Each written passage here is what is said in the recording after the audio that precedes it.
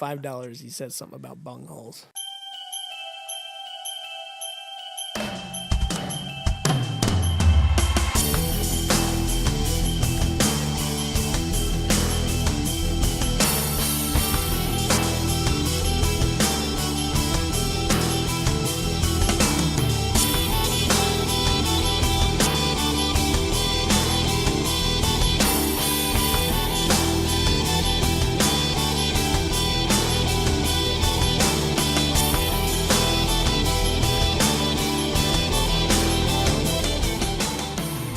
From the basement of the Hopheads Guide to the Galaxy World Headquarters located in northern Colorado, this is the Hopheads Guide Podcast. I'm Matt Reber. I'm Brown Jake. On this episode, we have three guys with three great beards talk about barrel aging. Barrel aging what? You have to listen to find out.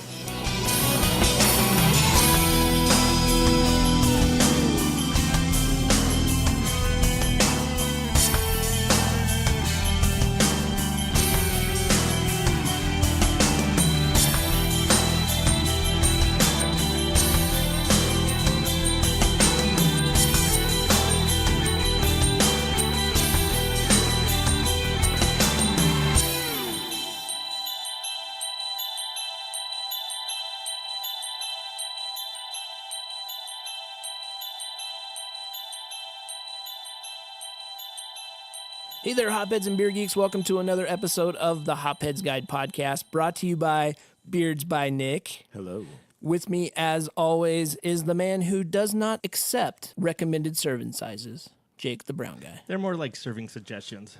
I don't think that's the way it is. I'm pretty sure. I think you're supposed to abide by those. Like by law? Yeah. Well, I'm letting you know that there's no tags on my mattress, so fuck you, government. And joining us is Nick Armintage, the man behind Beards by Nick. I'm here. You heard his verse. What an intro. Man, the excitement. This is going to be a great episode. But Nick brought us bourbon today. Oh, yeah. So that's always great. That is great. Yeah. And it's good bourbon. So where does this bourbon come from? This bourbon we like to call Brewer's Select. So as a brewer, I get in barrels from different distilleries to age beer in, and sometimes they have a little bit extra left over it. Right. So we capture that and filter it, and then we get a nice little special brewer's treat. It's delicious, and it's barrel proof. Yeah, So, it's not that unadulterated store, 80 proof stuff. Oh, yeah. yeah, it makes me feel warm and cozy. And Oh, stuff. yeah. And like clean probably oil off of parts. And the paint off the walls. Somebody once told me whiskey is a sweater for your insides. That's actually And that's really kind of how I abide my life now. Sweet. I wear a sweater for my outsides all the time. So you need more than beard oil. Oh, yeah. Yeah. Oh no, that's why he needs so much beard oil. Oh. That's why he always has that nice glossy Wow, yep. sheen. And then I run around my house naked and just like slide, like a slip and slide. It's awesome. Do what makes you happy. That's what Beards by Nick is all about. Doing what makes you happy. That'd be one hell of a commercial right there. Hey, that's the best advertisement he could get right there. I better start backstocking and making sure I'm okay on inventory. now. Yeah, right. Yeah, especially now that you know that it goes everywhere. It didn't say on the bottle you couldn't put it everywhere. It does not say that. You're right. There are no warnings or suggested uses. Yeah, there you go. So, talking about your beard products, you just rebranded everything. I did. And it looks really great, really clean. All the packaging is plastic instead of the glass, It is. which I like. I do too. Sadly, glass, although, supposedly more recyclable, is not because it takes more energy. So Yeah. I had to bite the bullet and go plastic because it is more recyclable, and I do care about those types of things. And it's lighter. It's easier to ship.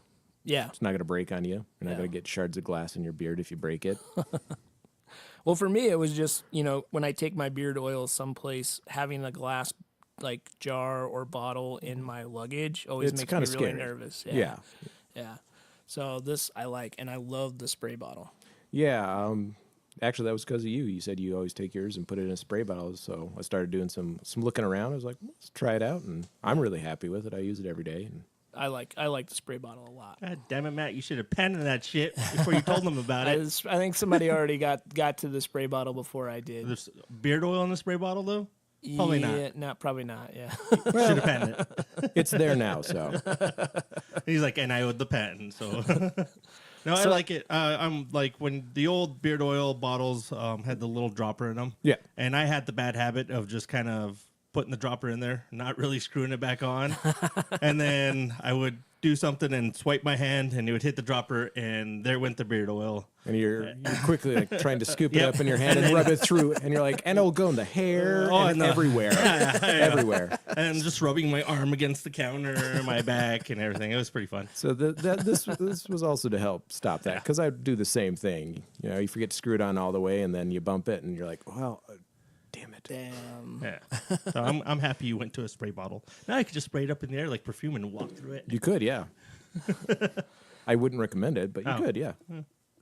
So you have 2 new products. Yeah. Of the newest products. One of those being the beard wash. Yeah. Tell us a little bit about that. So I'm actually really super excited about this. I went through a couple of trials, and I just got tired of not being able to wash my beard, because you should not use hair shampoo on your beard. It's not formulated for that. They're different. I think a lot of people with beards don't realize that. They don't. It's so your head hair actually needs a lower pH, and your beard hair needs a higher pH. It actually strips all the oils and makes it, wear a black shirt and you look down and it looks like it snowed on your shirt from your beard. You don't want that. So this is an all-natural one. There's no crazy chemicals or anything. Yeah, he's got a clean shirt. Making sure I have a clean shirt, because I'm wearing a black shirt right now. Yeah. So Good product. everything was carefully chosen for beards specifically. There's oil in there, different vegetable saponifications. That's a fancy word for soaps. Okay. But it's formulated pH-wise and everything just for beards. Should not be used every day. If anybody's thinking like, ooh, I'll just wash my beard every day. Like every 3 to 5 days is good. Yeah, I'm a 5-dayer. Yeah, I'm like a 3 to 4 day, or if it's like a really bad day at work and I have just all sorts of crap in my beard, then it's going to get washed. Yeah, yeah. One of the things I love about your products is your ingredients you can actually read and understand. Yeah. There is no phosphates or any of the other things that I read the side of a bottle and I go, oh, that can't be good. I don't even know what that is. Right. I'm a chemist and I don't know what some of those things are. You read it and you're like, I got to go pull out a book because I don't remember what that is. So, it's all, the goal was to be just as natural and healthy for your beard as possible. Right. I use everything before I let it out to the public, and it goes through a couple of trials. So if I'm not happy with it, it's not going to be on your beard. And that's good. Yeah. And it gets a lot of real world trial because I use the heck out of it. I mean, I have a big beard, so it takes a lot of oil for me. Yeah, I appreciate the fact that it doesn't have all the garbage in it that a lot of the other things have. Yeah, our goal is all natural but not crazy expensive. Nice. And that's another great thing is your price is so much lower than other beard products. Well, since there's only me, I don't have to pay anybody else. That's true. I need insurance now. Well, fuck you. Well, no, fuck you. Yeah, why am I talking to myself? There's a lot of arguments in the basement while I'm making the beard oil. So, well, I think that's one thing people may not know about your product is it's all handmade by you. So it's not getting made in some factory somewhere. Where I'm not buying it. You have all of the quality control right there. I buy everything from reputable sources. I've sourced everything. Spent a lot of time on the phone and emails with different people and companies trying to get the best products I can for the best price so I can pass that down to everybody. And then, I blend and make everything myself. And it goes through a couple of different trials until I get the recipe I'm happy with. Yeah, yeah. And the other product that you have new is the beard wipes. Yes. And I have been talking about these things ever since you talked about them. I was like, oh, I can't wait till he does them. And I actually forgot to bring some today, so I apologize for that. I still got 2 left, so I should be good until Tuesday. There you go. No, wait. You need one now. Yeah, thanks. I did eat pizza before you guys showed up. Yeah, they're great for, I use them if I'm going out to eat. They're in my back pocket because as a beard wearer for 20-some years now, crap gets in your beard. Right. You're eating cereal in the morning. You're like, there's milk everywhere. I don't know how. I never had the problem when I didn't have a beard. No. Like, I never had stuff on my face ever, but for some reason, it's like a magnet for anything. Yeah, it's everywhere. It doesn't matter. You can Yeah. be the cleanest person in the world, but if you have a beard, there's going to be crap in it. And the beard wipes are just water, oil, and salt to mix the two. So it's 100% all natural, and it just cleans it up, gives it a quick shine, adds a little beard oil, and Yeah, you're and good to go. they're awesome. If you guys haven't tried them yet, you need to grab them because it's literally you just pull it out of a little bag, give your beard a nice wipe, and it's got a little bit of oil in it too, so Yeah. your beard feels soft after you do it, and it cleans everything up. Yeah. They're awesome. I love them. And you can just throw it away because they're 100% biodegradable. So you don't have to worry about polluting and all that stuff. Yeah, they are really cool. I like them. I call them a game changer. The game changer. I don't know what game they're changing, but it is it's a game changer for He sure. screams it out at work after he eats like wings. He's like, "You see this game changer?" And everyone's like, "What is he talking about?" Nobody knows. Just let him be. He's happy. You gotta wipe his beard and just let him go. Let him go. Gets all nice and clean before he goes out there and gets it all dirty with oil. So what else does everybody need to know about your products? Well, I'm working on a couple of new things right now. I'm working on soap. So you can actually like wash the rest of you, not just your beard. Okay. You hear that, Jake? Yeah, you'll smell like, well, the beard oil. So you can smell from top to bottom the same. Oh, really? Yeah. Nice. So I'm trying that out right now. I've done one trial, and I've got a couple more before I'm happy with the product, and then those will be released. Awesome. I'm also working on an undercarriage powder oil kind of combo. So instead of like, taking a bottle of Gold Bond and spraying yourself and your bathroom just looks like somebody blew up a bag of cocaine everywhere, it just rubs in your hands and you touch yourself a little bit and it keeps you dry and refreshed. I just got tired of, you're a brewer walking around and there's hot water spraying everywhere and you get home, you're like, I just need a shower. Just Kind of Just so I let can- it loose. just so I can sit down and not feel weird. Yeah, swamp ass is a real thing. It's a real thing. So Yeah. this helps prevent that. I've been working on this product for about 3 or 4 months now, and it's almost where I'm happy. I love it. Have you figured out a name for it yet? It's probably just going to be like undercarriage. Yeah, I like undercarriage. That's Yeah. good. I mean, I don't like undercarriage. Oh, yeah, you do. Just You saying. just admit it. We got it on the air. It's on tape now. Or I guess We have on the proof. hard drive or the He's cloud. like, delete. I edit the show. I know. I'm going to put this down. I got a separate recording. I'm texting it out right now. Matt said he liked undercarriage. Yeah, it's on there. And the other thing is I have beard combs now on the website as well. And they're 100% green sandalwood, so they smell amazing. And they Awesome. spread the oil and everything around. And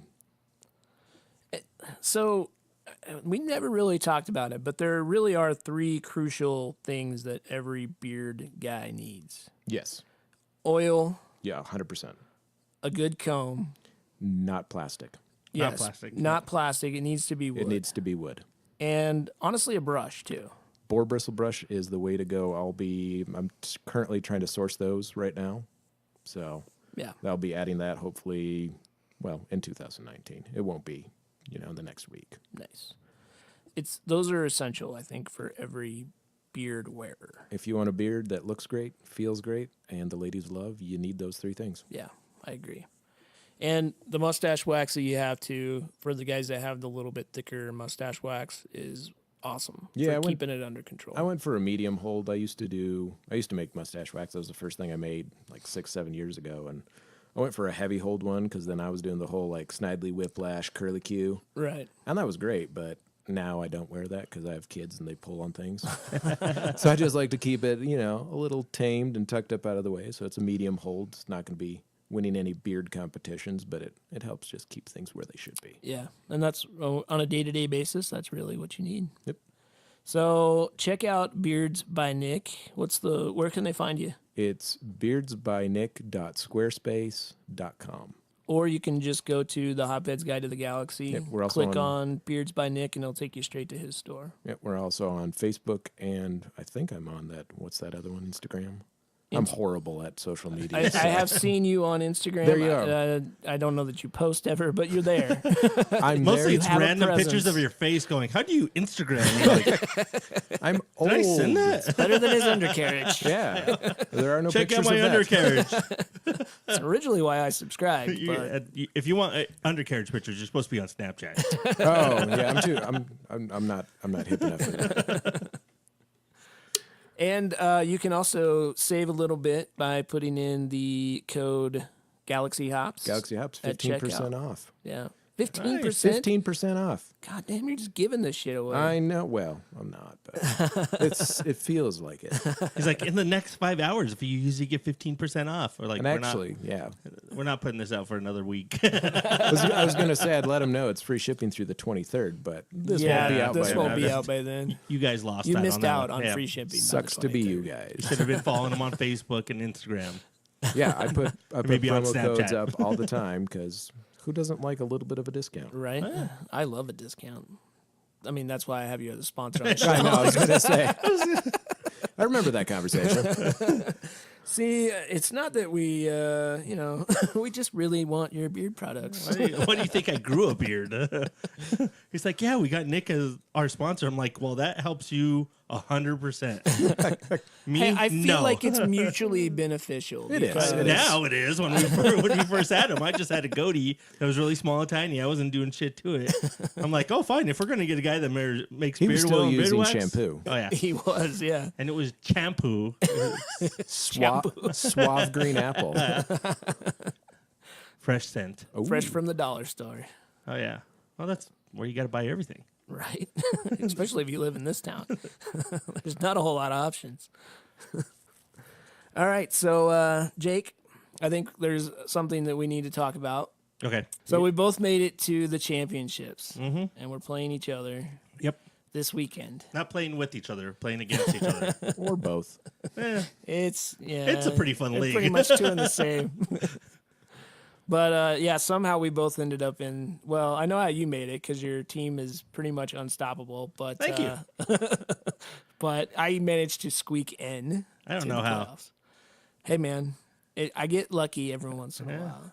I scored a whole lot of points up until that day, and I still managed to win that day, even though I only scored like 84 points. Oh, wow. It's better than my team. I would score anywhere from 40 to 120, and there was no guarantee on what I was going to score week to week. It was just a coin flip. Yeah, you're like, oh, I scored 40 and I got destroyed. Oh, I scored 120 and I lost by 1. Yeah.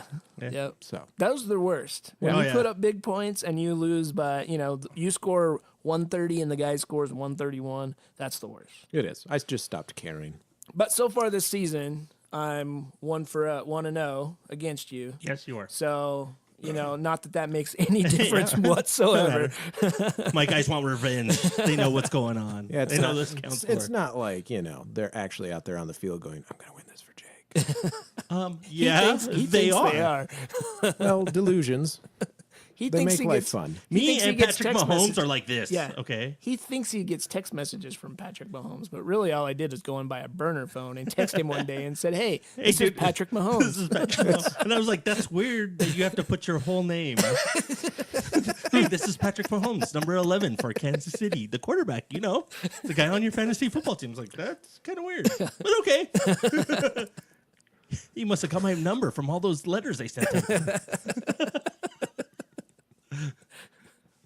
It's true. So here's the challenge. I want to put a little challenge out there since this will be after. And we Yeah. still have one more episode we want to record Yeah. by the end of the year. Yeah. Loser. Uh-oh. You're not getting any pictures of my undercarriage. For Nick's Instagram. Yeah. Loser has to be face of the dancing elf that I will put on our Facebook page on Christmas Day. That's it? Or that, or you want to drink some random beer. But, man, we've had those challenges. And I'm already 1-0 against challenges that I had to drink a sour beer. So I don't know if you want to go against that. Did you ever So- drink that beer? I didn't have to. Oh, okay. No. He Oh, that's right. You won because Yeah. on a that's right. I had technicality. 1-0. Technicality. 1-0. Yeah. That's how you win. That's how you get a winning thing. You win. Win. It was a technicality. 1-0. Unless you want to do a beer challenge where I will get a coffee stout No, I've seen you drink beer before. It's not pretty.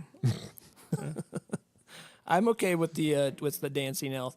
I was going to say 2 4-packs of the winner's choice from any brewery that we want. Like local brewery or state of Colorado brewery? State of Colorado brewery. That's bullshit. You're gonna if you win, you're gonna be like, I want outer ranges. It's only an hour and a half drive if there's no traffic. So 3-hour drive. When it's non-winter, you know. Yeah. Okay, fine. From a Denver or Northern Colorado brewery. Okay. I'm 2 with that. 4-packs. 2 4-packs. Yes. Of the winner's choice. Of the winner's choice. And you can hold out all year if you want. If you want to wait until, a really good beer comes out, then you can. And when you go and buy them, you have to let the bartender know, I am buying these for the winner of the fantasy football league that I lost to him in the championship. Okay, that's fine. Okay. Yeah. And have somebody record it. Okay. I mean, I'm okay with that.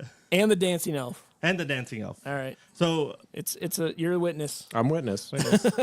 our listeners will be weird, like, why is there one of them dancing in an elf on the Facebook page?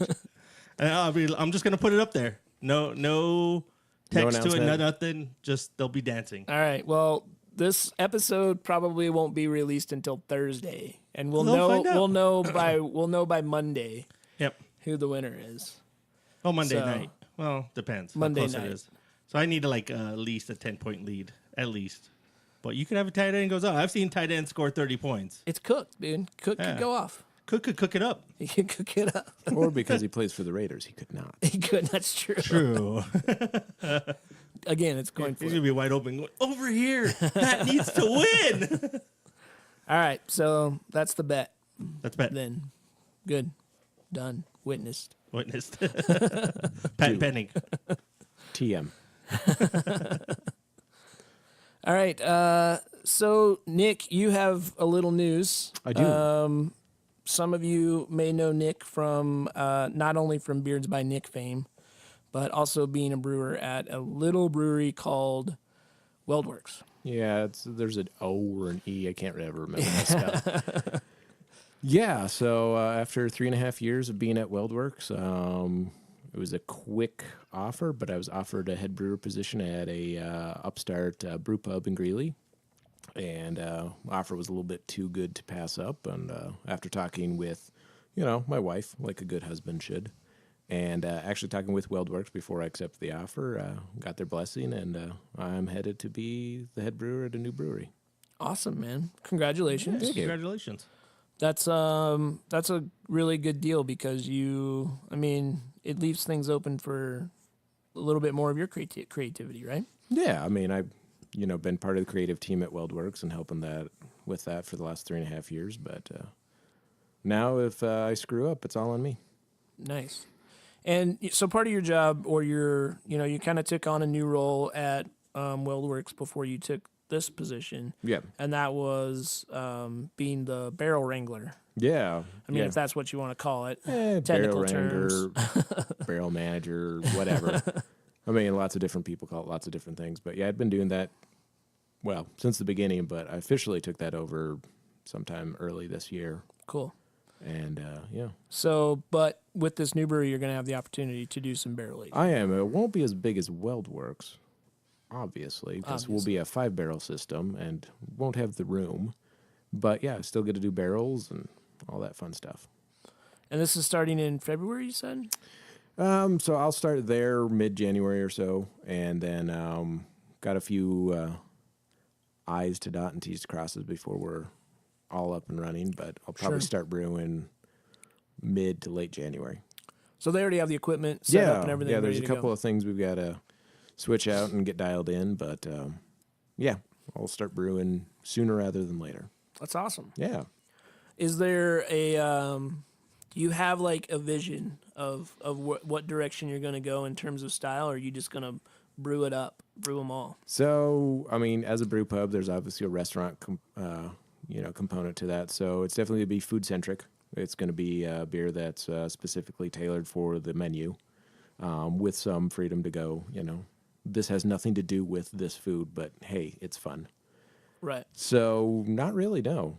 I mean, I'm willing to brew and try anything, but I think the first brew we're going to do is actually a Belgian wit. Cool. Yeah. You don't see those around very much anymore. No, I think it's an underappreciated style, and it's bastardized because of Blue Moon and Shock Top. Yeah, you can just say it. You don't have to say it. I know, it's Shock Top, which is not a Belgian wit. It's Bud Light with orange something added to it. It's got orange powder that they call orange peel. Yeah, exactly. It's orange something. Yeah. It's the can's orange. The can's orange. That's what the orange flavor comes from. Yeah, the orange can. If you paint the can orange, it gives it orange Yeah, flavor. orange flavor. I'm pretty sure that's accurate. It's kind of like orange high C. Yep. No orange in it. No. Orange can. Orange flavored. Oh, yeah. Orange powder. Well, congratulations. Thank you. We're excited for you, and I'm excited to see what goes. What moves on from there. Yeah, So, well, it'll be a trial and error, and we'll get some things dialed in, but it will not be WeldWorks 2.0. I can guarantee you that. well, that's okay. Yeah. We don't need WeldWorks. No, 2.0. WeldWorks is doing fine. Yeah. There's a lot of good things happening there, and sad to leave, but when an opportunity comes along like this, it's kind of hard to say no. Yeah, I can't say that I blame you. I mean, are you going to are the beers just going to be in the brew pub, or are they going to be all throughout? So no, Various restaurants. it's a part of a 3-restaurant group. Right. So the beers will mainly be at the brew pub in Greeley, and then they'll be distributed to Windsor and Fort Collins, and then there'll be some to-go options. At least at the Greeley one, I don't know if they'll be at the Windsor and Fort Collins ones. At least to start. Cool. Then it probably won't be to go right away. Got to get that all figured out, whether we want to do cans, bottles, growlers. There will not be growlers. I can guarantee that. So do not bring your growler. I will laugh at you and point and make fun of you. Maybe you have, how they have like birthday songs in a restaurant? Maybe you have an embarrassing song that everybody comes and sings whenever somebody brings in a growler. Yeah, like you didn't wash your growler, you dirty hippie. No You offense, only use this no once a offense year. to any breweries that still do growlers. They have their purpose, but I'm not a fan.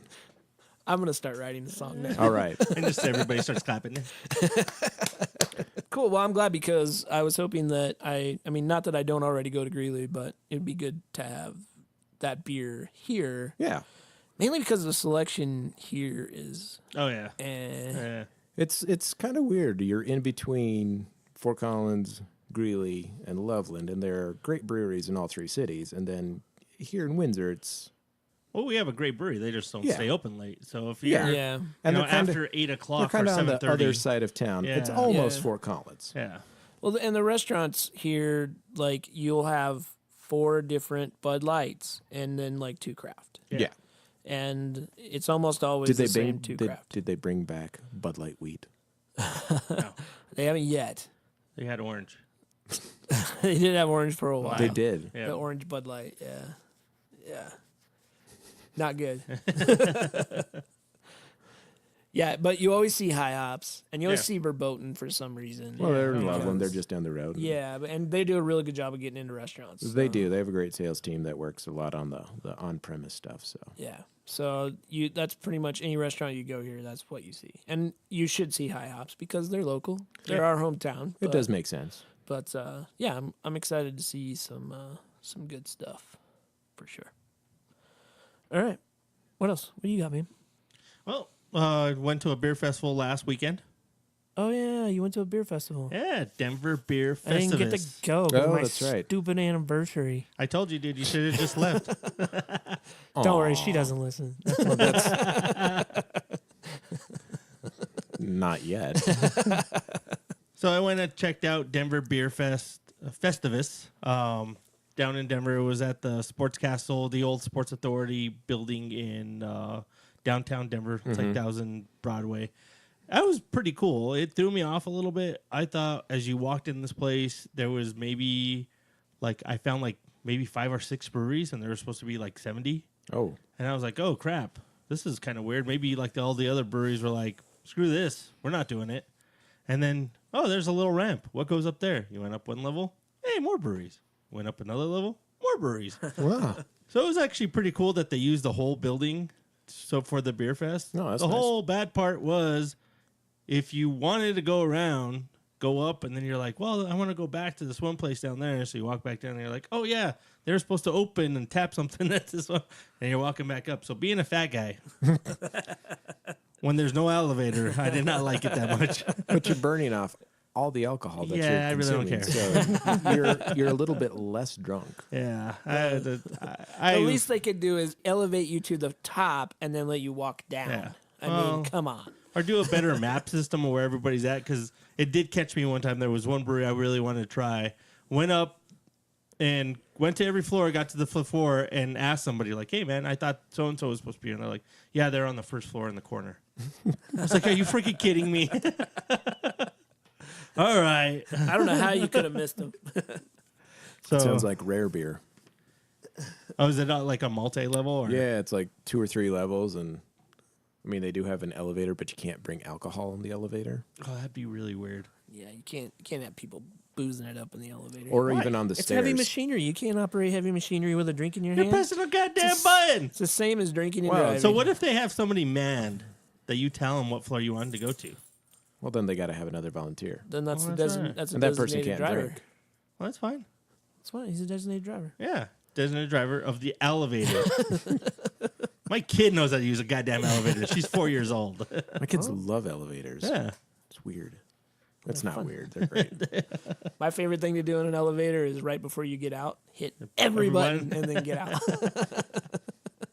See, it's funny if it's kids because they don't know any better. It's just sad when you do it. It still makes me laugh though. Well, he also flips them off as the doors Later, close. suckers. And then the door's opening and he's like, oh, shit.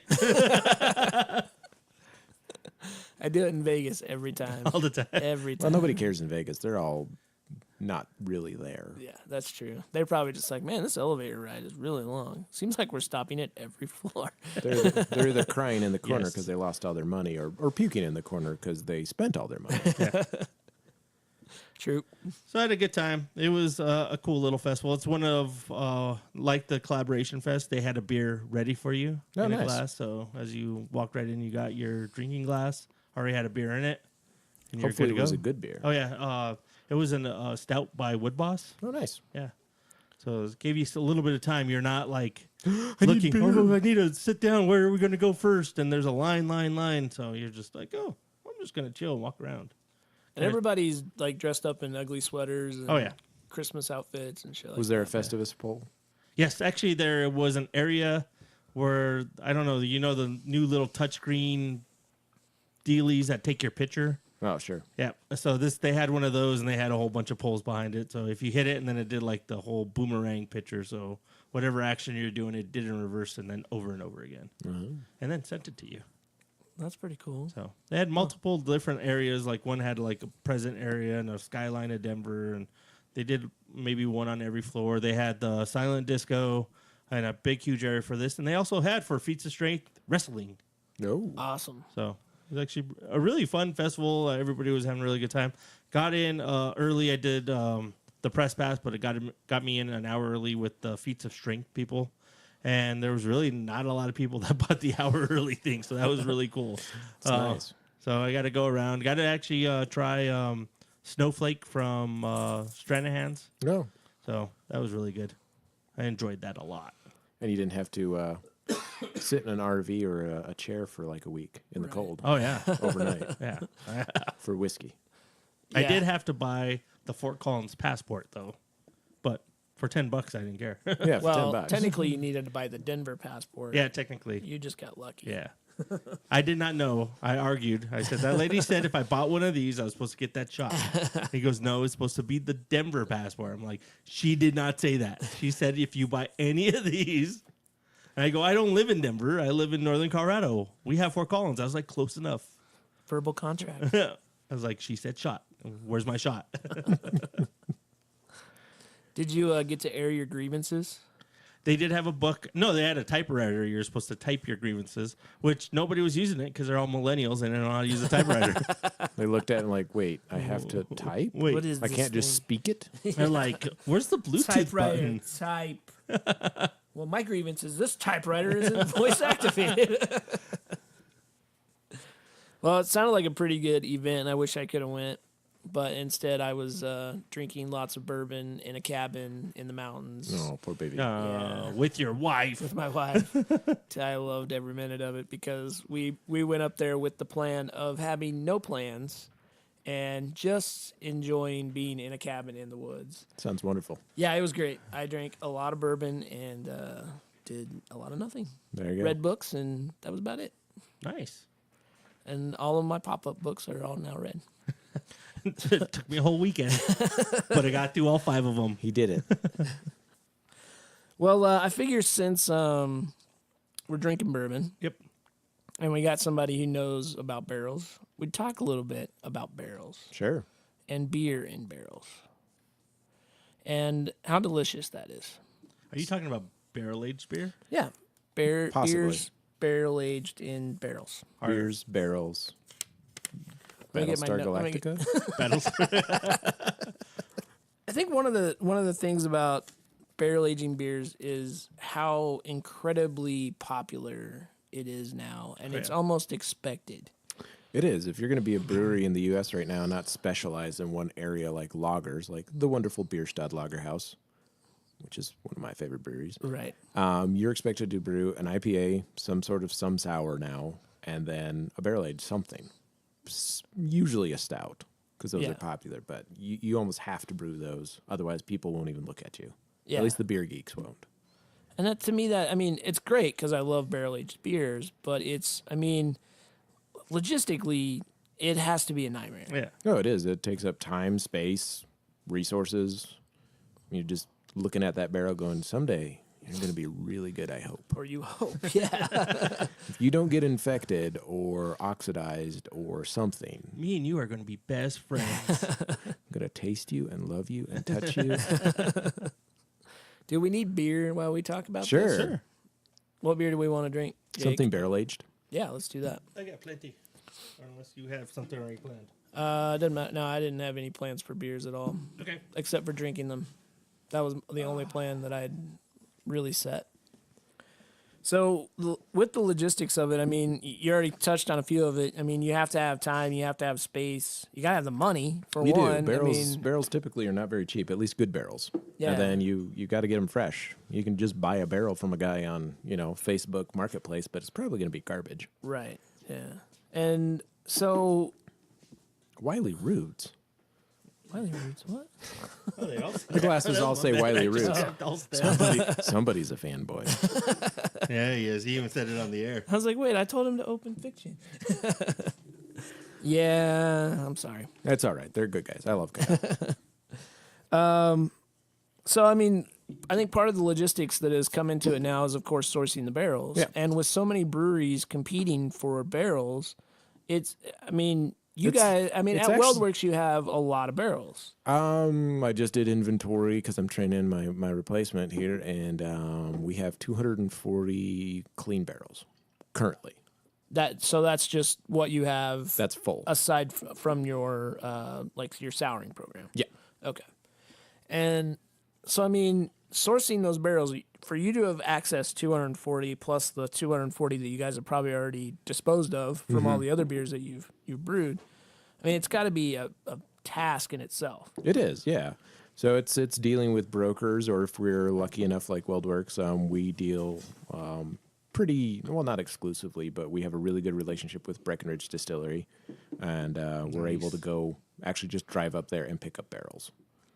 And not a lot of breweries have that. No, unless you're in, bourbon, on the Bourbon Road, the Bourbon Trail, you don't have just direct access to these. And even a lot of the bourbon distilleries, they sell to brokers because then they don't have to deal with it.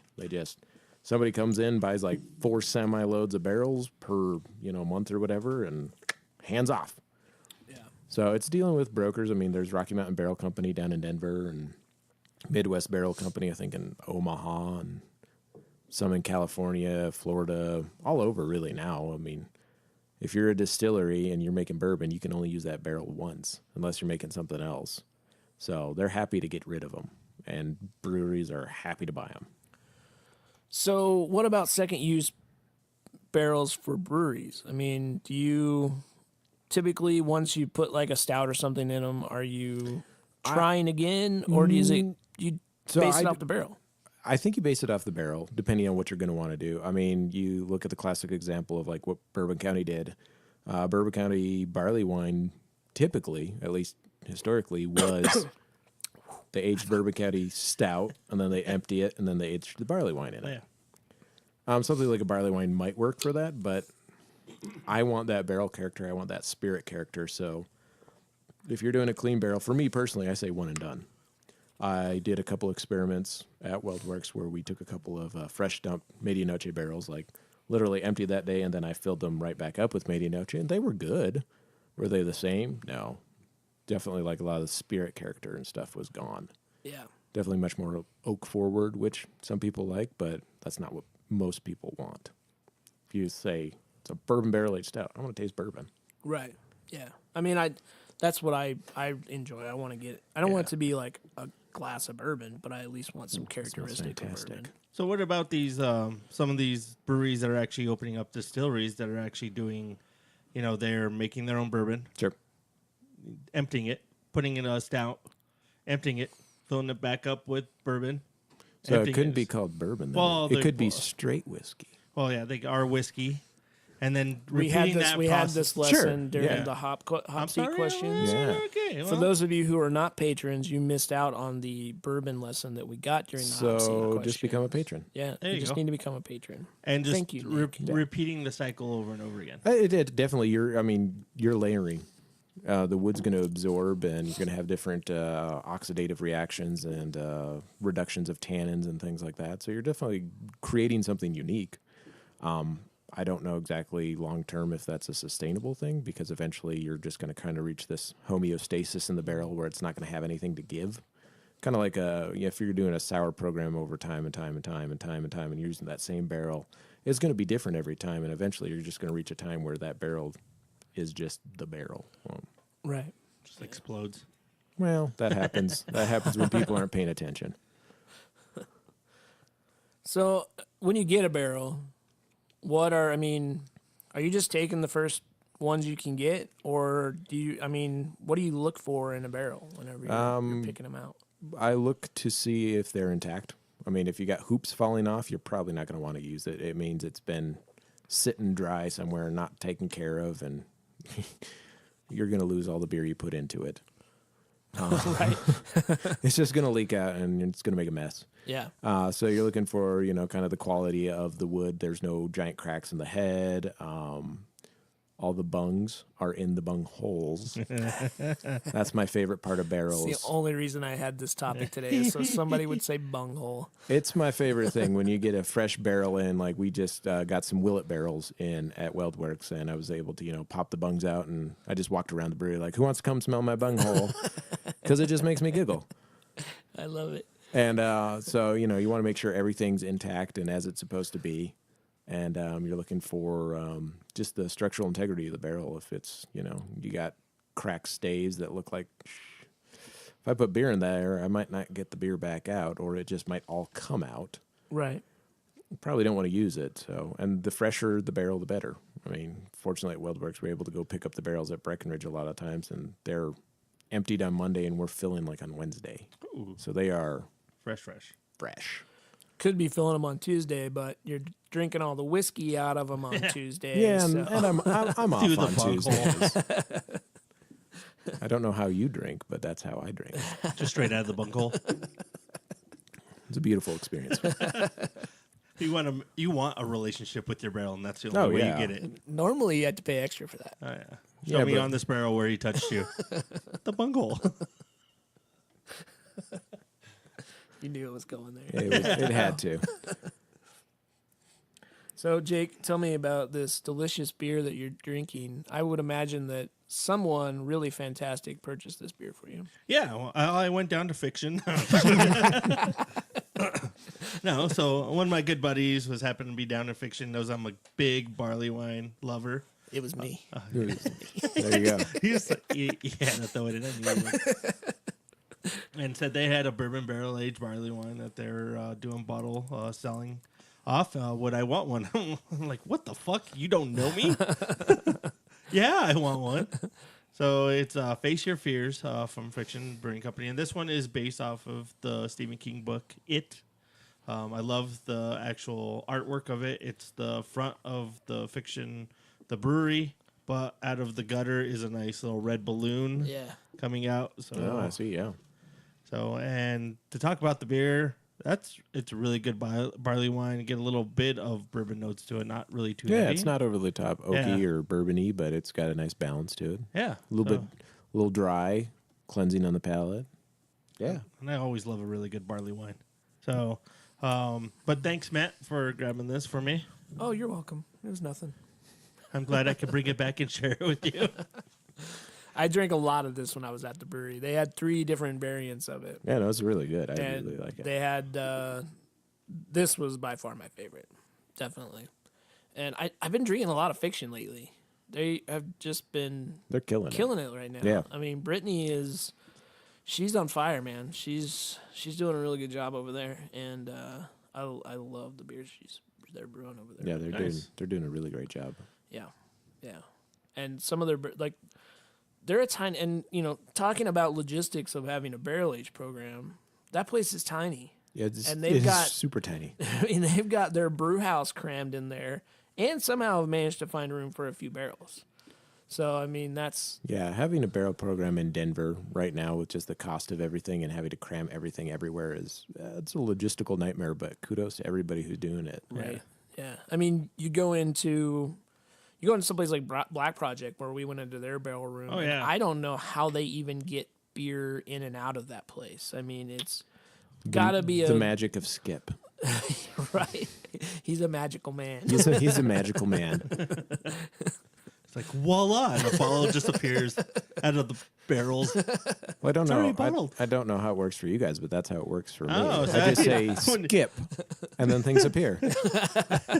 You open the bunghole and you pull out a bottle of Minioche. Yeah. It's already sealed and waxed. Here you go. Wax. I hope wax dies. Yeah, that's you don't see it a whole lot anymore. I mean, It's a time and cost waste, I've always kind of felt like it. I mean, and it's a pain in the butt to get to the bottle. it doesn't really look great, but you get to sell some really cool bottle openers because of wax. I do. I love the Whale Slayers. Yeah. I mean, I wouldn't have an excuse to use it if there weren't wax on top of bottles. I mean, there's always Hard to open the bourbon. bottle. That's true. Some bourbons still do wax, but then they give you that nice little pull tab that sometimes works, but usually doesn't. I just opened a bottle of Breckenridge rum the other day, And and is the pull tab? it got about basically the little round part of the tab popped off, and that was it. And I was like, well, that didn't help at all. I had that happen with the Michter's 10 the other day, and I literally had to put the pull tab in my teeth, and I'm just working it around. And my wife just looks at me, she's like, "What are you doing?" It's like, "I really want some bourbon." She said, "You have 30 other bottles," and I said, "I know, but I really want this one." Oh, God. and now I just want it more because it's challenging me. I had to work for it, and my bourbon tasted like wax, but it was amazing.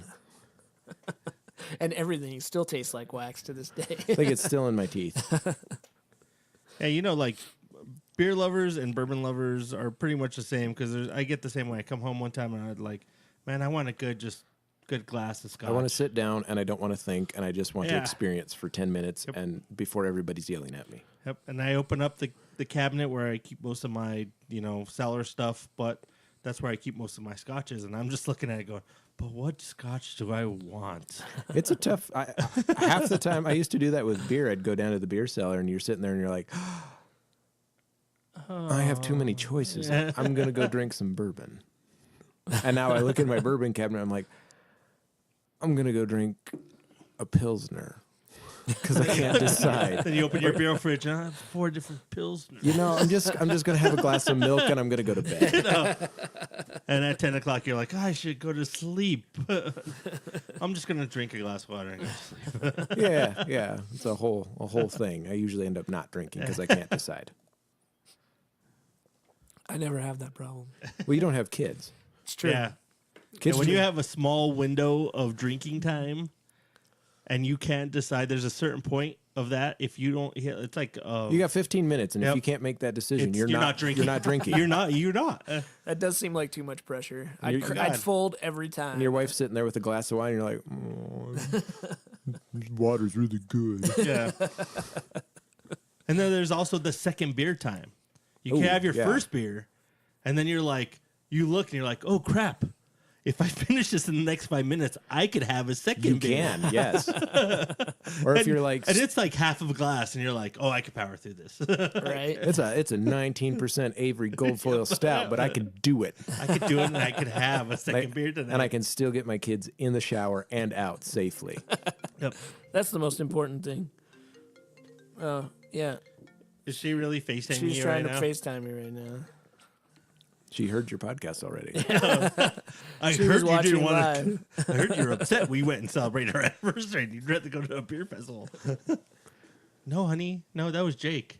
So one of the questions I have, and I've actually had a couple different ones. No one's really. It's not really branched out on the market. There's people kind of mixing around with it. Odell's did it really well. I thought was doing a barrel aged IPA. I really don't like them. Really? There's a couple out there that have been good. I like White Oak High which technically isn't barrel aged. They just use white oak cubes. Yeah. And I think it adds this beautiful like vanilla soft mouthfeel and taste. But something like that.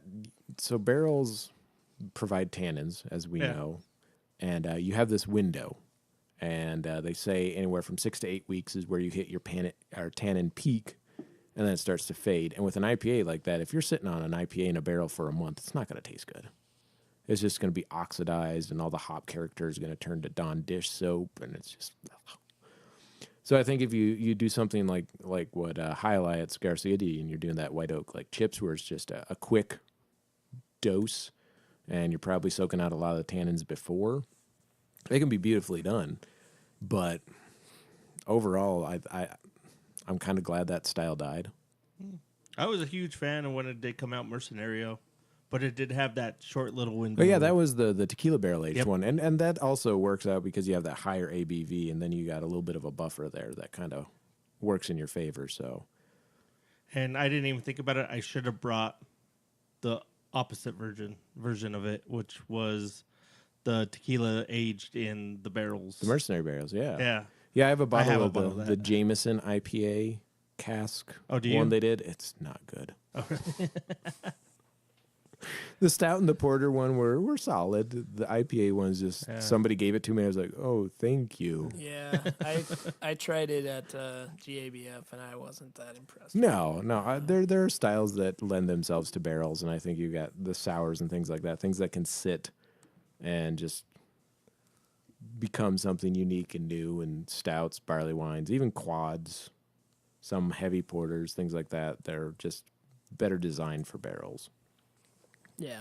I think as a brewery, you have to design a beer for a barrel, not just like, ooh, this is a really good stout, we should put it in barrels. Hey, sometimes that works out, sometimes it does not. And that's kind of what I was curious about is, when you're making a recipe, is it like, to me, that would be my thought is, well, this is a really good stout. I bet a barrel would make it better. I mean, sometimes that works out, but when we designed Medianoche, when Neil was working on that recipe, and we've tweaked it a little bit since then, it's designed for barrels. It does not taste good Oh, really? by itself before barrels. It's bitter and roasty and imbalanced. But you put it in a barrel for terrible. What are you doing this for? Yeah, it's not a good, just a big American stout. It's kind of, you're like, oh, this is interesting. But you put it in a barrel for 18 months, and you're like, holy crap, this is amazing. This is Right. 13 APV. fudgy okay. bomb. Yeah. Yeah. And that's another thing that's interesting to me is how different barrels can impart different types of flavors. Oh, yeah. And just based on what type of wood it was or what was in it before. Yeah. I mean, it's pretty incredible that just a little bit of time in a barrel can make so much difference for a beer. Yeah.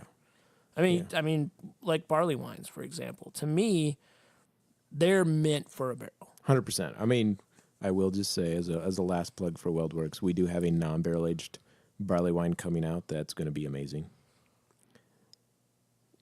not biased at all. Not biased. I mean, it's not. I won't like, be the judge of that. It's not like I had any say in how anything was made in that. But yeah, no, it's really good. Yeah. Well, Equinox every year they make their kind of Yeah. seasonal barley wine. It's not barrel aged, and it's awesome. Yeah. I mean, it's great just the way it is, and every year it gets better and better and better. Well, that's the thing I love about those types of things is once you brew it once, you're like, ooh, this is really good, but I could do this better. And tweak it just a little bit. Yep. Yeah. Just keep doing it again. And again. You know, that's the one downside to barrels is you're like, this is going to taste really good. I hope. Yeah. Right. Yeah. We'll see in, 12 months, 18 months, 24 months, whatever, I always find that people who like, we're only going to barrel age for 6 months. I'm like, oh, that's not a good idea. Just let the barrel tell you when it's ready. It'll tell you. Yeah. And then have a couple of barrels that are all the same vintage and then try them at different times. It'll tell you when you go, holy shit, it's ready. So blending is a huge part of barrel aging, Yeah. especially on a program the scale of what you guys do. I Yeah. mean, how do you know what ratio of blending to do? How do you figure that out? So fortunately on the clean side for WeldWorks, a lot of times it's batch blending. So we brew one batch of Medianoche and that will fill typically 8 whiskey barrels. And then that will sit and that will be, one batch that we release. But sometimes we do pull from other batches. And, if we've got a batch that may be under attenuated and it's really sweet and it's not very good by itself, but we got this other batch that's a little bit drier, we'll blend them together and kind of find that balance. And so literally that's just me going through and pulling nails, which literally, if you don't know about barrel aging, is literally we put a stainless steel nail into a barrel once it's full, and then we're able to pull it out and get a clean sample so we're not popping the bung out and introducing oxygen and things. Right. And then we'll measure that volume out, and we'll taste each barrel individually to see like how do these barrels taste? Lets us pick single barrels for fun projects, and then we're able to blend those, based upon the ratios. Like, okay, this barrel. How do these 8 barrels that we filled taste together, and does it need something? And well, maybe I'll go pull that barrel and add it to it. So it's definitely a trial by error kind of thing. So basically, you're doing small ratios. Oh, of yeah, it, 100%. And then you kind of, all right, now we can scale that up to. Yep. And 9 times out of 10, it scales perfectly. Right. Because volume is volume. C1 V1 equals C2 V2 for all you nerds out there. Yeah, for those that understood what he was saying. Duh. Hang on, give me a second. Terry, what's V1C? It's the concentration of 1 times the volume of 1 equals the concentration of 2 times the volume of 2. Yeah, I knew that. Don't worry about it, dude. I totally got you. It's 9. Well, It's 42. It's always 42. but on the non-clean side, it's a little more creative than that. So the non-clean side, specifically if you're doing something like Solera, which means you're topping up barrels continuously, so you're pulling out a portion and then you're topping back up with fresh wort. That's where you get to have a little bit more creativity and fun because you're like, ooh, barrel A is super oaky, but barrel B is super funky, and barrel C is a little bit sour, and barrel D is, it's got a little bit of nail polish remover, but in, like 10%, that could be beautiful. So you get to pull different portions and blend them together and make something completely unique. And that's more where the artistry of blending comes in than more the science or just the volumetric. We have these 8 barrels and we're going to use these 8 barrels. Right. Yeah. I think the creative side of it would be fun just because you could make this blend and then go, you know what? I want to try a different ratio and see where that goes. Oh yeah, oftentimes when doing that kind of stuff, you pull your samples from each barrel and then you're like, ooh, this barrel plus this barrel, but maybe this barrel plus this barrel, and you just try different things until you reach that eureka moment where you're like, yep, this is the one. Cool. This is the one I'm excited about. Gives me the tingles. After 8, this barrel plus this barrel equals hammered. Yep, that often happens on barrel aging days. There's a whole process, I think, to barrel aging days. I don't drink coffee those days. So when I'm tasting barrels, I eat a really bland, gross breakfast or no breakfast. So I have like the cleanest palate possible. Try not to eat spicy food the day before. So sacrifices. It's sacrifices, and then like lots of water in between, and trying not to get too drunk. Just got to power through it, man. Yeah. Can see by the end of the 4-hour tasting session, you're like, barrel tastes, it's good. It's good. What's on to the next one? Oh, we got to we have to brew today still. No, I'm gonna go home and take a nap. You guys know how to do it. It's just buttons right now. You just hit juicy bits. We're not it that makes fancy yet. We're not that fancy yet. Oh yeah, sorry. You don't hit the button. You just go, Alexa, make juicy bits. We're Google. We're not Amazon. Oh, sorry. Yeah. So whatever. her Okay, name is. Google. Yeah, there you go. What? So when you're talking about like bourbon, you're a bourbon guy, No, whiskey guy. this is my first love. I mean, what are the characteristics from bourbon that you're hoping to like impart into beer? Oh, that's a good question. I really want those. I want those vanillin characters from the oak and the barrel. And fortunately, when bourbon sits in there, they help draw some of those closer to the surface. I want some of the bourbon characteristics. Some of that. I also want that boost of alcohol because there's still alcohol caught in the barrel, the Angel's Share. That when you add beer to it, because it's lower alcohol, draws it out to create that equilibrium. I'm looking for some of that char character, a little bit of that burnt character. You can get coconut flavors. You get, toffee, caramel. A lot of times, if I'm doing a stout, I want that like chocolate, vanilla, marshmallow, coconut character from the barrels and the bourbon. Yeah. If I'm doing a barley wine, I want a little bit more of that fruitiness and the vanilla than more of the chocolate and that char.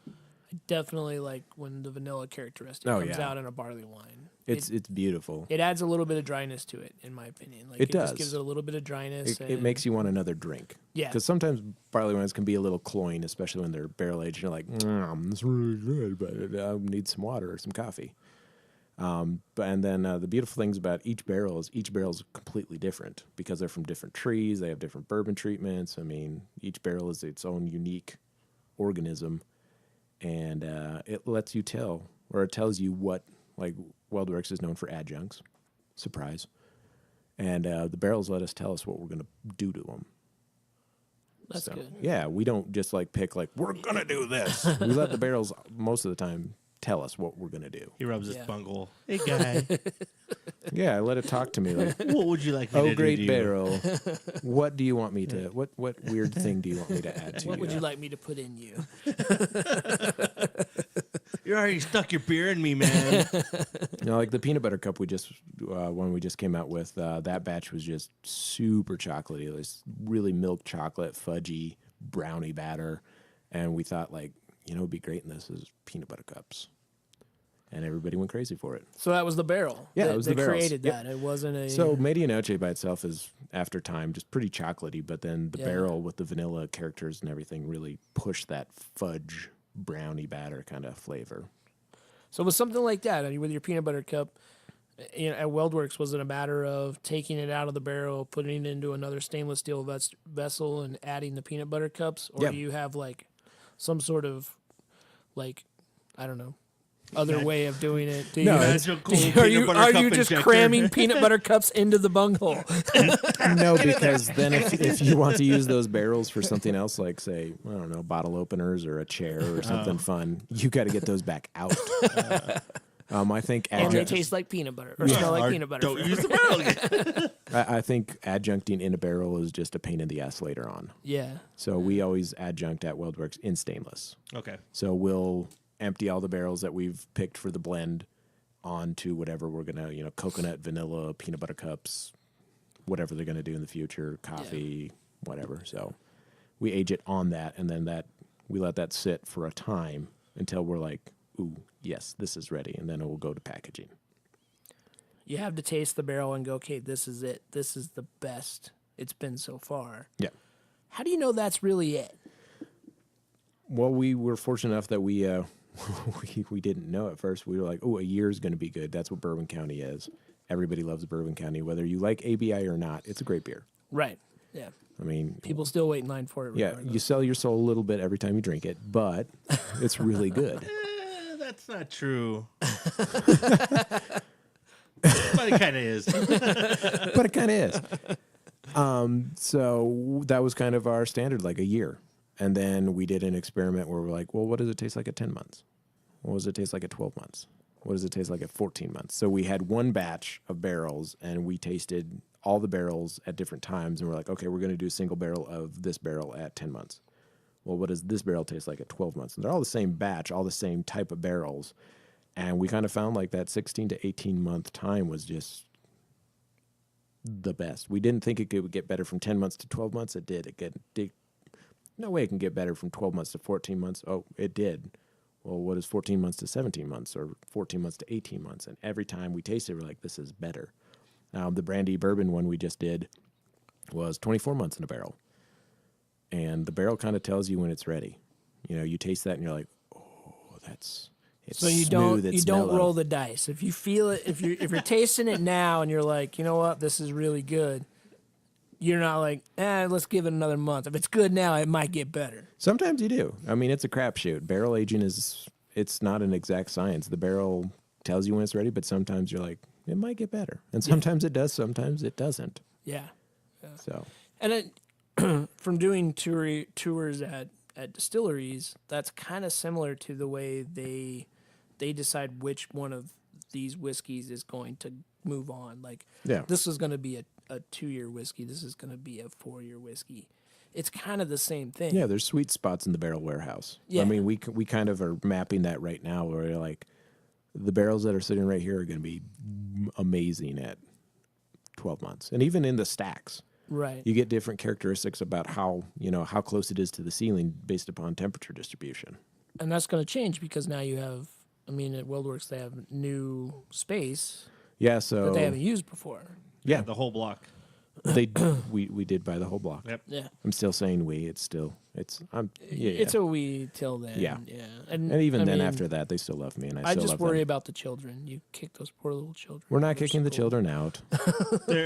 You need somebody to move the barrels. How else do we unload the grain bags from the truck? we're We just can't all turning- afford a one Oompa Loompa that moves barrels for us. They're turning their school desks into each one's going to be a barrel. We'll have a tabletop on top. It'll be fine. You're supposed to pull out the nail a little bit and then do a little test on it. Clean hands, gloves. Yep. Here's a torch. Don't burn yourself. No, there's no plans to kick the school out. They're going to honor the lease, and we love having the school next to us. It's kind of fun. Well, yeah, because the teachers come over there and drink every day. They do. It's good for business. And the parents before they pick up the kids, which is just wrong. We don't support wrong. that. We ask them, do you have kids next door? Please wait till after you've picked them up and drop them back off at home. Then come back. Or take some to go. Here's a 4-pack. We got to-go options right here. Next thing you know, they're going to be selling WeldWorks sippy cups. Why not, right? Sometimes you just need a sippy cup. So I kind of noticed one thing, and you probably get this with the beer geeks and the beer following of WeldWorks. And it started off like when Matt was saying, like it almost you have to have something barrel aged when you go to a brewery. And when barrel aged stuff was coming out, 4 or 5 years ago, and it would always be like a little bonus thing. You go to a brewery, and it may be your regular one or a newer one, or they've been open for a year, and they had a beer, a barrel aged imperial stout, and hey, yeah, I'll take a little bit of that. Well, now it's kind of like, oh, hey, you got a BA stout. What did you barrel age it in? Yeah. And so it almost becomes, you're starting to become snotty about what barrels are they using. Oh, those are Jack Daniels barrels. I don't do Jack Daniels barrels. They're horrible. Each barrel and each company, each distillery is going to add a little bit different. I mean, we're fortunate at WeldWorks that we kind of get our pick. And even in today's age, you've got distiller or brokers that are buying from every distillery, and you can go, I mean, it depends on how much money you want to spend, but you can buy almost anything, unless it's a Pappy barrel, and then you're shit out of luck. Yeah, no kidding. But yeah, I mean, you get this snobbery like, oh, I don't drink those because I had one that was bad this one time. But I think it's all in how the brewer treats that barrel. That's one thing I learned at WeldWorks that we would do is you would go, okay, we're looking at getting these types of barrels. Maybe we should go drink that whiskey, see what flavors are in that whiskey, and that helps us tweak it. Yeah. I mean, we have some rye whiskey barrels that will be coming out at Medianoche at some point in 2019. So we went and tried those rye whiskeys, and we're like, how can we adjust this recipe a little bit? And we actually added some rye to the base recipe to boost that rye character. So I think it's you treat each individual barrel or where you're getting that barrel from as unique, and you adjust to that barrel instead of just making the barrel fit. Yeah. And I wonder how many times I've tasted a barrel-aged beer that I've just been like, oh, that seems like a waste of a barrel, where it was that exact situation. Well, and a lot of times, too, it's like, we're only going to age for 6 months because that'll be the perfect time. Well, why? Yeah. Right. Are you actually trying it? Are you, And you have to think of this barrel's going to, or this beer sitting in this barrel is going to get abused. Yeah. It's going to go through temperature changes. It's going to have oxygen ingress. It's going to have all these different things thrown at it. So how do I not stave those off, but how do I make those part of the process? Yeah. But you also have the places that have their fall release of some beer that they've done once, that they had it in a barrel for a year, and to keep up with their customer demands, they have to do the same release on November 15th of every year, so they're pulling it no matter what it tastes like. I'm sorry, beer nerds and beer geeks and beer fans, but would you rather have amazing beer all the time, or once in a while, or whenever the beer is ready to be amazing, or on a schedule? I'd rather have beer that I know is going to be amazing every single time I have it, even if it's once a year or once every 2 years. Or, whenever that barrel, if the brewer's happy, chances are you're going to be happy. If the production manager is happy, chances are you might not be happy. Yeah. You want the person at the brewery to be excited about the beer. You want the beer tenders. If you're going in, the beer tender's like, oh my God, this beer's amazing. All right, yeah, we got a barrel aged stout. Here it is.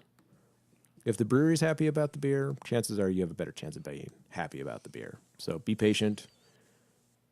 Try to be less expectant and have lower expectations about timing. Let the barrels do their thing.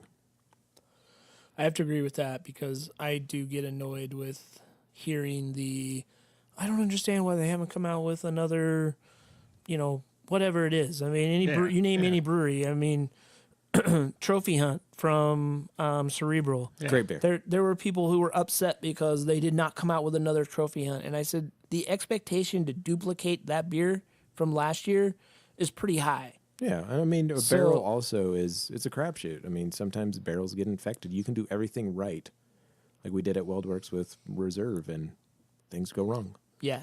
And you don't want to release that as a brewery, because nowadays you're going to hear about it, and I mean, that's shut some breweries down. Yeah. And whenever you're talking about, I mean, this goes back to the huge logistics of a smaller brewery having to do this just to keep up. Mm-hmm.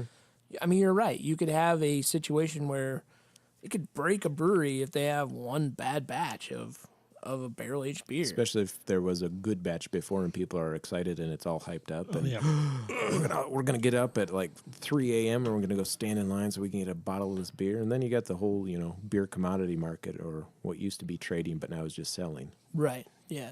It's gotten disgusting. Really. It really has. It's just beer. That's It's meant to be. I get there at 7:00 in the morning because I really don't have anything else to do. My kids are already in school. I was gonna say you're just trying to escape your kids. Yeah. So, and I was like, hey, I'll go wait, but it's not. I don't go and get that beer and then turn right around and be like $800. No, and there are people that are now doing that. I mean, same with the bourbon industry. Anything that can be commoditized that people are like, I can't get it, I need it, I have money. Yeah, it's just ridiculous. Yeah. Take my money, please. I'd rather just pop it open, share it with friends, have a good time. That's what beer's designed for, and whiskey.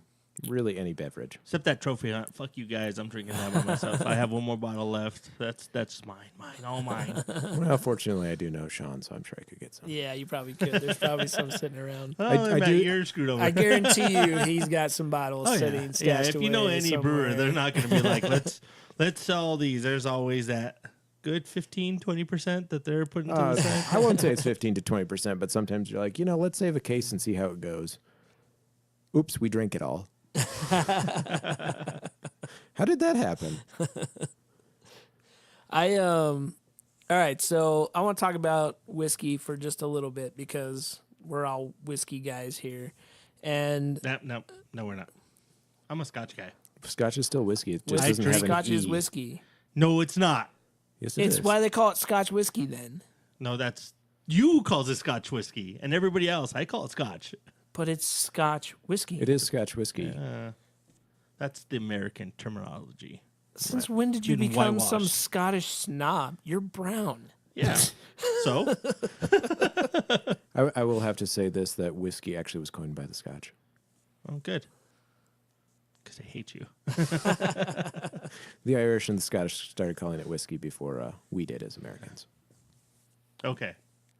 Boom. Learned. Drop the Boom. mic. I'm He's out. just schooled you twice today. Okay, so So let's talk about whiskey and Scotch. Scotch and all the other bourbons. everything Fortified other- All of it. spirits that were There you distilled go. down and aged in oak Let's barrels. talk about these things. And mainly I bring this up because we were just talking about the secondary market. And there is a huge secondary market for those as well, the Scotch and the bourbons. Oh, yeah. It's even crazier. And it's gotten nuts. I mean, we were talking about Snowflake. My brother-in-law went to the Snowflake release this year, and they made it a huge event. So it was at least kind of worth going down there because they had a tent full of games. They had a place for you to stay warm. I mean, they did it right this year. Okay. And No, 1 out of 15 isn't bad. 1 out of 15 isn't bad. But, I mean, when you talk about the Pappy releases Sure. and everything that goes into some of these bigger releases, I think it's comparable to the beer geek crowds. I'd say it's even, If not it's, worse. It's a whole new level of geekdom because you're looking at like, ooh, I got this Pappy bottle that I paid, if it's at retail, which is rare these days, you know, let's say Lot B, the Pappy Van Winkle 12-year or whatever they call it, whatever is the correct name. It's like a $80, $90 bottle on the shelf. Right. That sells for $500 in the secondary market. If I buy that bottle, am I going to feel good drinking it, or am I going to go, you know, I paid $90 for this, but I could sell it to some guy that's got more money than sense for $500. Right. Well, so you guys, you have these guys who just have these massive whiskey collections that don't drink, but they have money, and they're like, "Ooh, I can commoditize this, and look what I have." It's winning whiskey without drinking whiskey. Yeah. Yeah. I mean, I've been fortunate enough to have a lot of these rare bourbons, knowing the right people and things like that. And some of them are amazing. You'll never be able to duplicate or taste that again. But I'm not going to go spend $1,800 on a bottle of Pappy 23 Right. Yeah. because I don't have $2,300 or $1,800 to blow on a bottle of booze. Well, and here's one of the big problems I have with it, and it's so if you go to like Tony's Whiskey Bar in Fort Collins, Sure. they have over, I think it's somewhere around 1,200 different bottles. Yeah. And they have some of those high dollar, top shelf, not going to be able to find them bottles. But they are basically charging shop price based off the market, not off of like the retail value of the really? bottle. I mean, when you think about retail value, if you go to a bar, you should expect minimum 300% markup. But even nowadays, you go into a liquor store where you should be paying, so Pappy 23, let's just take that one. That's the one everybody's chasing. It's the white whale of the whiskey world. Yeah. And retail value is $400 to maybe $600 at most. But I've seen it at places, and it's posted on the bourbon forums where people are like shaming these retail spots for like $2,000 Right. because these guys heard that, oh, I can sell it for this, and somebody's going to pay it because somebody Somebody will. is going to pay it it. online because they've sold it online. To Yeah, Somebody's going to stumble in there and go, oh, shit. I've always got- wanted to try this. I got $2,000. Hey, I just got a bonus. Yeah. Instead of paying off my credit card debt, I'm going to buy this bottle of whiskey. Right. Or I'm going to add more credit card like, debt. I'm Yeah. gonna buy Bottle of cash. this. Yeah. So, I mean, credit card. it becomes this winning instead of enjoying. Right. And that's yeah. kind of what the secondary market has all become about is I'm winning because I'm selling this bottle for this much, or I'm winning because I scored this bottle and nobody else has.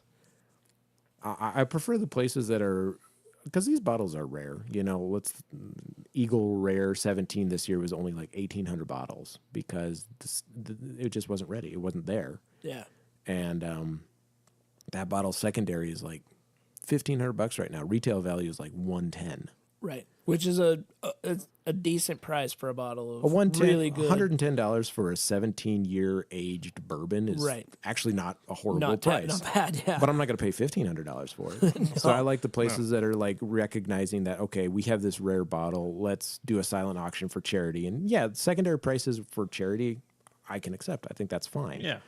Or doing the raffle for charity, like, okay, you pay $5 a ticket, anything over retail or what we paid goes to charity. That's awesome. Yeah. That's a retail place going, we have this ability to bring this in. We're going to bring back to our, give back to our community. But then you have these guys that are like, I can make a lot of money. Yeah. $2,000. Yep. This bottle is now $1,200. I mean, I've seen Weller's the new hot ticket because it's Pappy Jr. It's the same kind of recipe. Right. It's the same. It's a similar to same mash bill, but a little bit different. Yeah. And I love Weller. I love Weller. I used to be able to buy Weller 12 on the shelf 2-3 times a year for like $35. I can't find it anymore. It's one of my favorite bourbons. Really? I still can find it. You can. You have to look though, and I have 3 kids and a crazy job, so I don't have time to just go scour liquor stores like, you guys got any Weller 12 in the bag? I can get you hooked up with WeldWorks. I know a guy. I always just stumble upon it, and if I find it, I buy a bottle. You of buy it because Yeah. as soon as it gets out into the community that it's there, it's Yeah. gone. I've got a bottle over there on the shelf, and I've got 3 more over in the cellar shelf. There you go. And I it's- have 1 bottle left that I bought 6 months ago, and it's one of those like, all right, like nobody's gonna bother me for 2 hours. Yeah. I can just pour like a 3 or 4 ounce pour, and I 5 can o'clock just. in the morning. I Yeah. don't have to Yeah, take the yeah, kids to yeah. school until 7. It's Yeah. Christmas vacation, They're watching a movie. They should be good. Yeah. so it's one of those. They're You about know, to go to bed. I can have a scotch.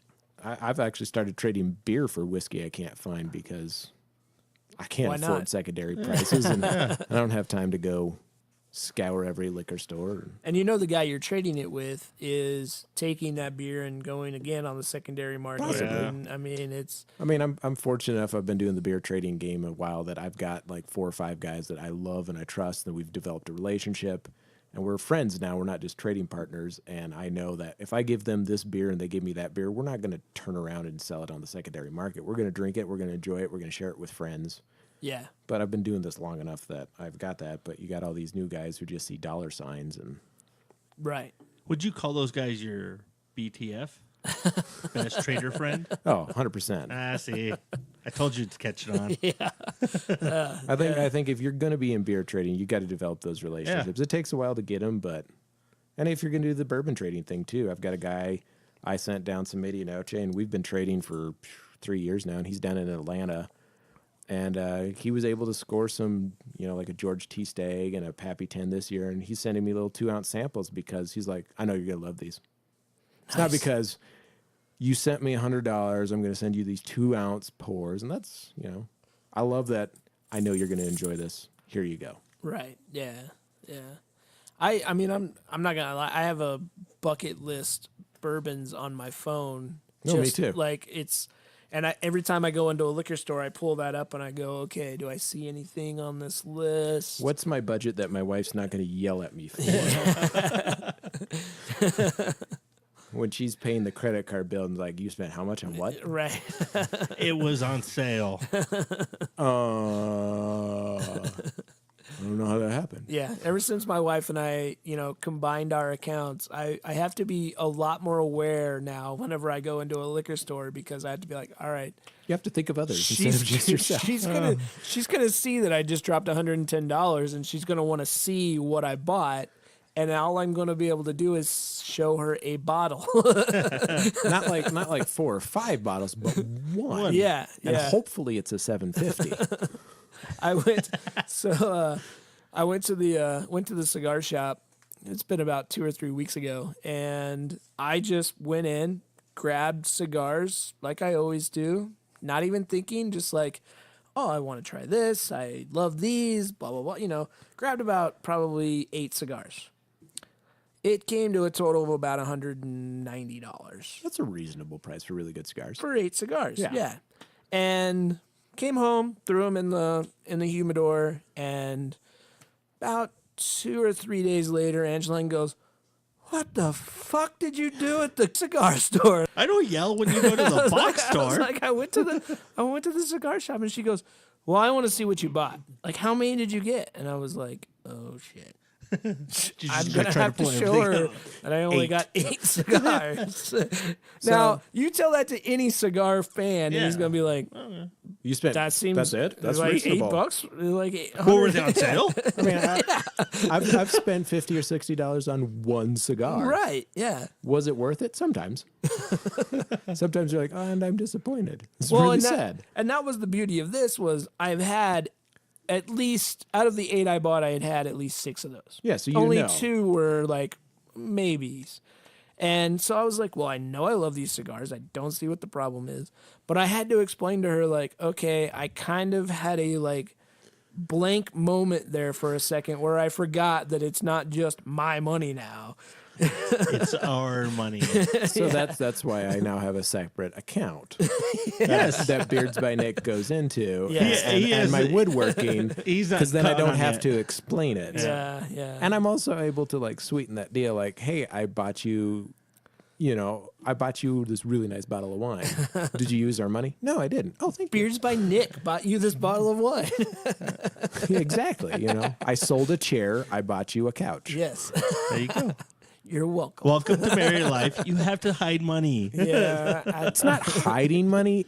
It's laundering. Money. Yeah. So you're like a drug dealer, Yeah. and your drug is love. Yeah. That justifies it, right? Yeah. The only problem I have is I also have like an addiction to buying cameras and other things for the podcast. So I mean, it's like everything we make on the should be something podcast. else. Any That's its own separate business. any kind of hobby is expensive. That's why I just turn them into small businesses. Yeah, yeah. Then it's easily justifiable. The casino, man, my wife, we're just dating, and I had the casino business, and she tried to grab a little bit of it. I'm like, nope, I have to keep the book separate.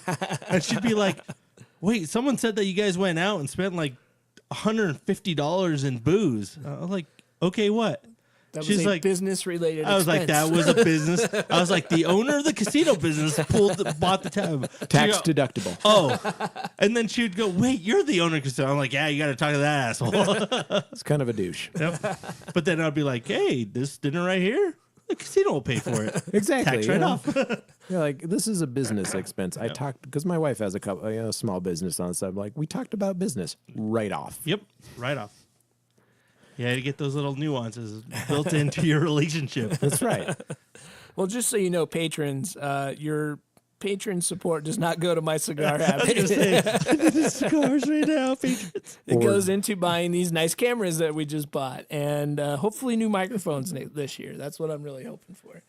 Is that That's my hope. this year or next year? This next year, This next year. The one coming up or the one after that? the one that's not now. Okay. The one with the 9 in it, not the 2. Okay. Wait, Not the what? 2 2s. What? Double 2s. We're not. Yeah, By anyway. 2022, I hope we have new mics. Promises. Okay, wait. I do need to go back a little bit because we were talking about price and Sure. how much barrel aging affects the price. Yeah. And one of the concerns that I had was with this competition that you have with getting the barrels, and every brewery needs to have a barrel program really to be able to reach the market. Sure. I feel like in smaller markets where craft beer isn't as big, they could actually end up outpricing their market because now they have to charge $7-8 for a 8 to 10 ounce pour. Sure. I mean, I always say for a barrel aged stout, you're going to pay at least $1 an ounce. Yeah. And so I don't know if you guys are familiar with the whole big triple oak to deal with the devil whole debacle where they were charging $100 for a 375 milliliter bottle, which is just of 12 ounces. And they just got lit up. People were like, Yeah. why are they going to charge it? And so I actually, as a brewer, as somebody who looks at these numbers and does pricing and fancy words like COGS, which means cost of goods sales. Oh, I Or thought goods that was just a sold. reference to the people that drank your beer. Well, those are nerds. But, I actually look at ingredients and you look at like rental costs and things like that. You have to factor in all those things if you're doing a barrel aged program. 2 racks or a double stack of barrels, which is 2 racks, takes up around 13 square feet. And so you have to think of, if I'm aging this beer for 18, 24 months, what am I paying per month for that 13 square feet? And you have to factor that into the cost. You have to factor the cost of the barrels. And if you're triple barreling a beer, that's 3 barrels you have to pay for. And the barrels they picked were what I calculated from what we would pay, like $200 a piece. So you're talking, you're talking $600 per, and I think they did like 4 barrels, let's say, of this. So you're talking $2,400 in barrel costs. Right. Plus they're in Anchorage where rental costs are not Greeley costs. So I just based it on like Denver costs of like some of the breweries I know down in Denver. They're paying like $43 a square foot per year. Wow. So I did all that math and I'm like, okay, so their cost of this beer was like $60.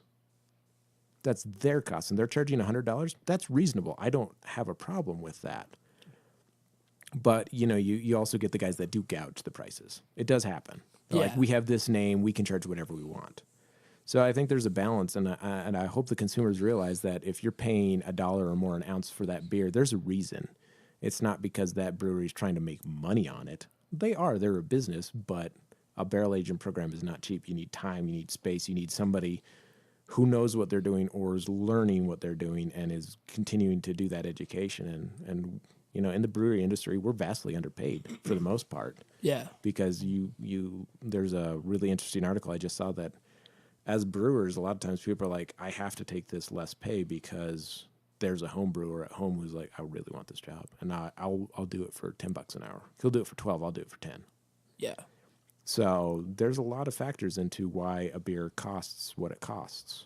And people that bitch about prices, I turn a blind eye and a deaf ear because I'm like, you don't know. You don't see what hop prices are. You don't see what barrel prices are. You don't see grain prices. Right. I have a family I need to support, so I want to get paid. I'm not doing this just for the love of it. Well, and the bottom line is somebody's probably willing to pay it. Yeah, 100%. If you're not willing to pay it, I'm sorry. Somebody else is. Yeah. I'm not going to lose sleep at night because you're not willing to pay $30 for a 22-ounce bottle. Yeah. That I poured, my literal blood, sweat, and tears into making that bottle and making something I am proud of. And I go home at night and go, fuck yeah, that was amazing.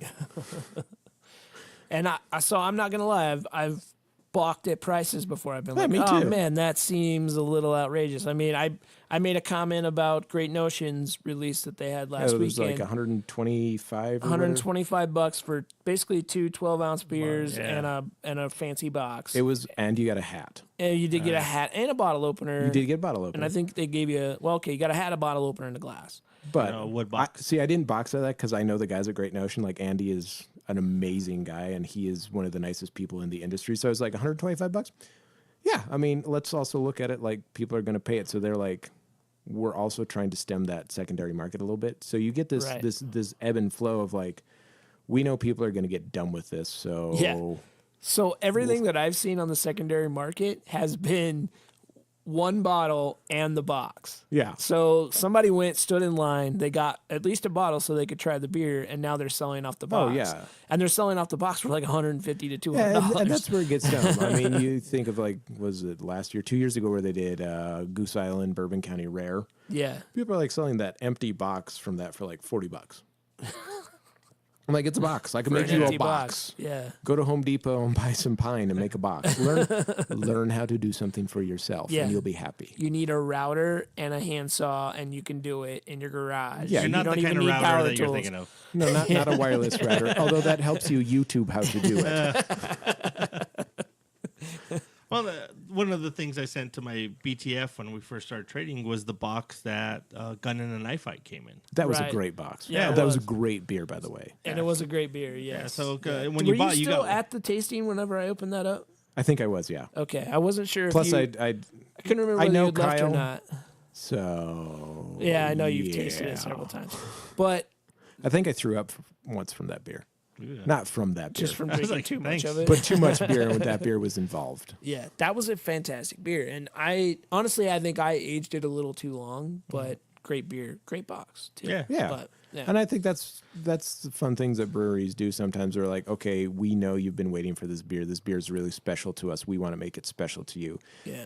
And then you get the stupid secondary market that kind of ruins the whole thing. Yeah. And And to me, there's still the story behind it, and there's Oh yeah. I stood in line and waited for this beer in a box or whatever it is.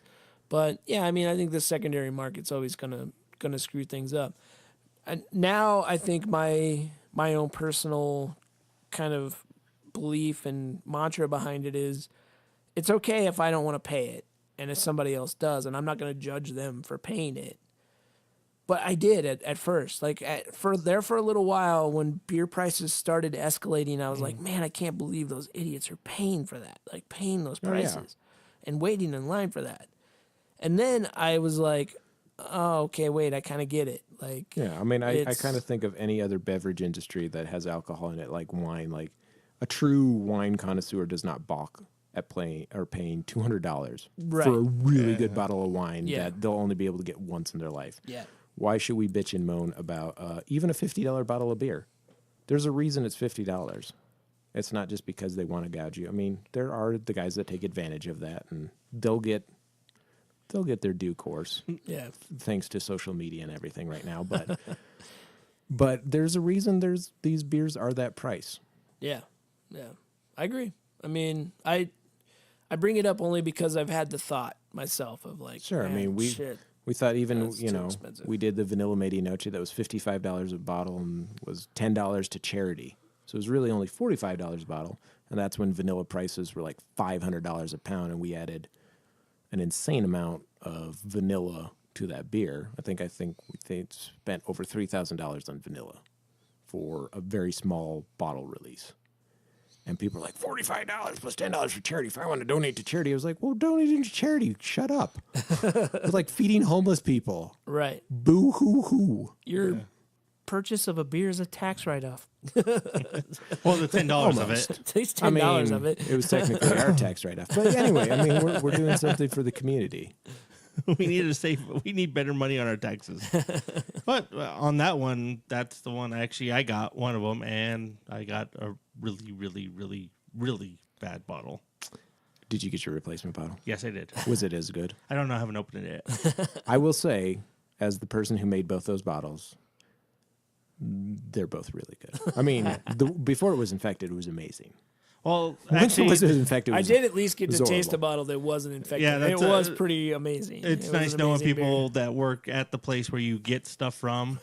We were actually there having a beer, and the guy goes, "Hey, were you guys able to score a bottle of Vanilla Medianoche?" It was Jordan. He was like, "Did you get to taste?" I was like, "Nope." And I was like, "Yes, I did." He goes, "And?" I go, "Dude, it was the worst tasting beer I ever had." I go, "I had to stop drinking beer that night and go use Listerine to clean out my mouth." Oh, so that's, that's a big learning process. And I think that's an unspoken thing with the Barrel Age program too, is you have to be willing to spend money to make it right by people if things go wrong. Because they will. Yeah. And they did. But it was also nice of them going, "Well, do you want to actually try a good one?" I was like, "Yeah." And they had a bottle that they popped open earlier, and me and Matt got to go back there and actually get a little taste of a good bottle. I was like, "Holy shit, this is really awesome." I wish mine tastes that way, but hey. And we had wished everybody's was that way, and that's why we did the replacement at our cost. Nobody had to pay for those bottles. We spent again a stupid amount of money on vanilla to replace all those bottles. Did you take the money back from charity? No, we did not. we actually just ate that money and lost money on every single one of those bottles. But we made it right by. Well, hopefully we made it right by everybody. Well, I'm still going over there. I'm sure somebody's going to bitch about it, but I was there yesterday. So. He was. I saw him. I said hi. Do we need another beer before we wrap up? I mean, we're sitting at like an hour and a half right now. I got to, be dad at some point. Yeah, so I'm okay. So no more beer then. Okay. Well, we can still drink beer. He just can't. Yeah, I have to be dad.